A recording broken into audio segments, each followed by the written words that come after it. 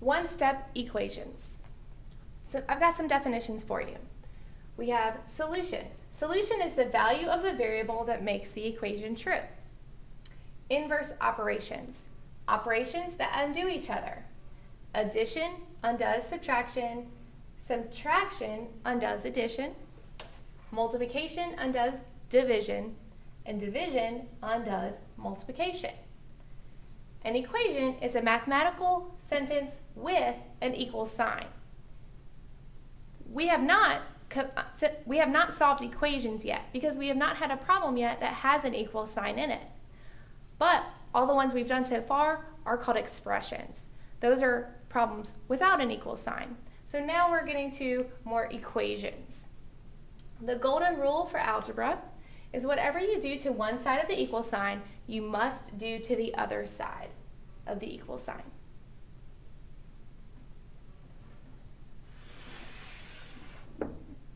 We've got some properties of equality here for you. This is just why we do what we do, why it works. So we've got the addition property of equality.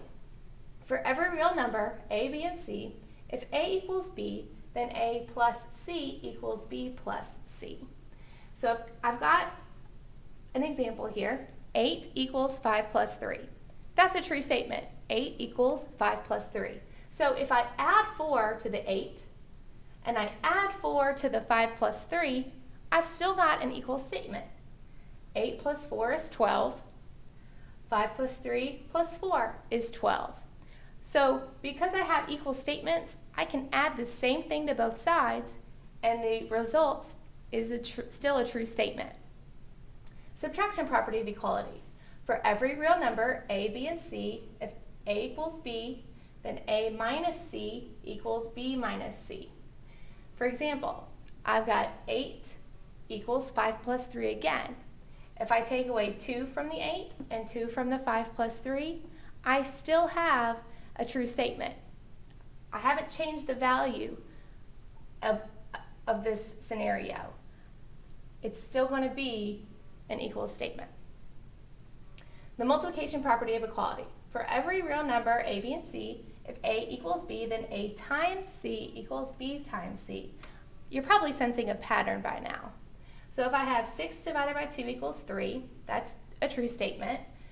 I can take the 6 divided by 2 and multiply it by 2, and that will equal 3 multiplied by 2. True statement. Division property of equality. For every real number, a, b, and c, if a equals b, then a divided by c equals b divided by c. So if I have this scenario, 3 plus 1 equals 4, again, a true statement, I can divide 3 plus 1 divided by 2 and 4 divided by 2, and I've got a true statement still. So what you're seeing is whatever I do to one side of the equal sign, I have to do to the other side of the equal sign to keep the equation balanced.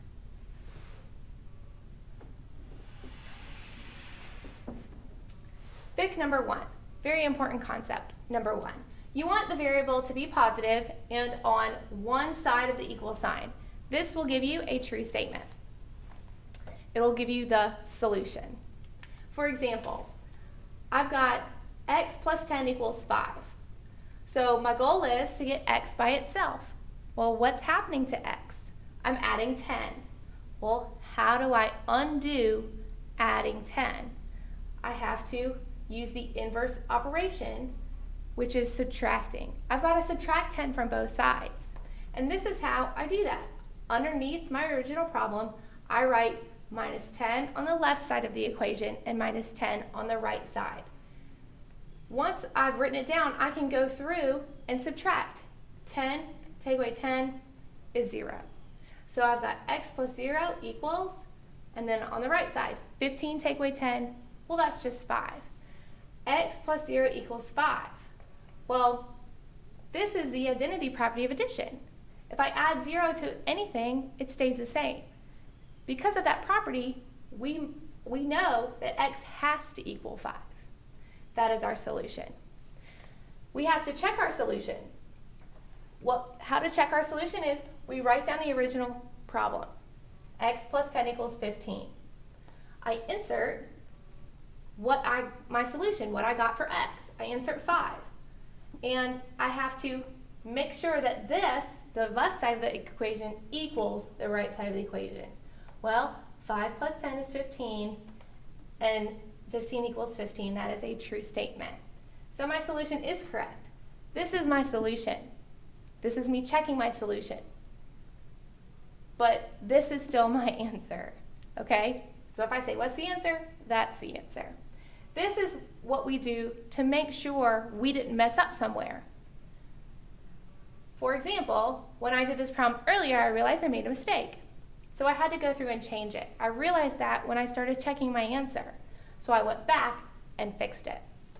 Example 2, x take away 13 equals 40. Well, what's happening to x? We're subtracting 13, so I have to do the inverse. What's the inverse of subtraction? Addition. So I'm going to add 13 to both sides of the equal sign. Subtract 13 and plus 13, those are inverse operations. I'm left with 0 there, and I've got 40 plus 13, which is 53.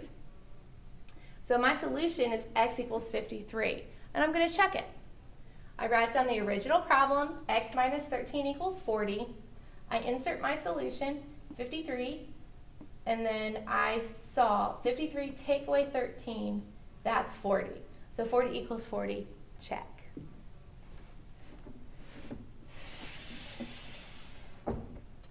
We got some more examples for you. Number 3, 6y equals 72. That's the original problem. I need to look at what's happening to y, my variable. When a number is beside a variable with no operation symbol between them, that automatically means multiplication. So multiplication is occurring, and I have to do the opposite of multiplication, or the inverse of multiplication, which is division. So I have to divide both sides by 6. I'm using what looks like a fraction bar here, but fraction bar, this is another way to represent division. So I've got 6 divided by 6, that equals 1. So I've got 1y going on, 1y. 72 divided by 6, well, that's 12. This is the identity property of multiplication. So 1y is the same as just having y, because 1 times anything is itself. So I've got y equals 12. That's my solution. I need to check my solution. So I rewrite the original problem. I insert my answer of 12. 6 times 12 is 72. And I'm correct. Check. Here is my original problem in example number 4. I've got x divided by 2 equals 6. That's my original problem. Again, I have to think to myself, what's happening to x right now? X is being divided by 2. How do I undo division? I have to use multiplication. I'm going to multiply both sides by 2. If I use parentheses here and write a number outside of it, that automatically means multiply. That's another way of showing multiplication.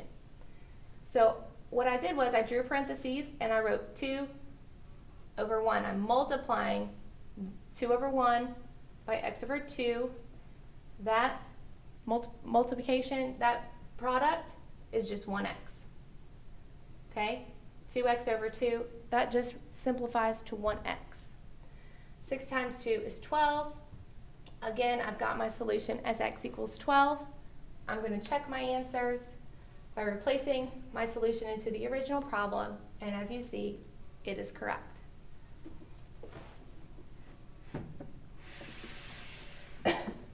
I would like you to write down these problems and try them for homework.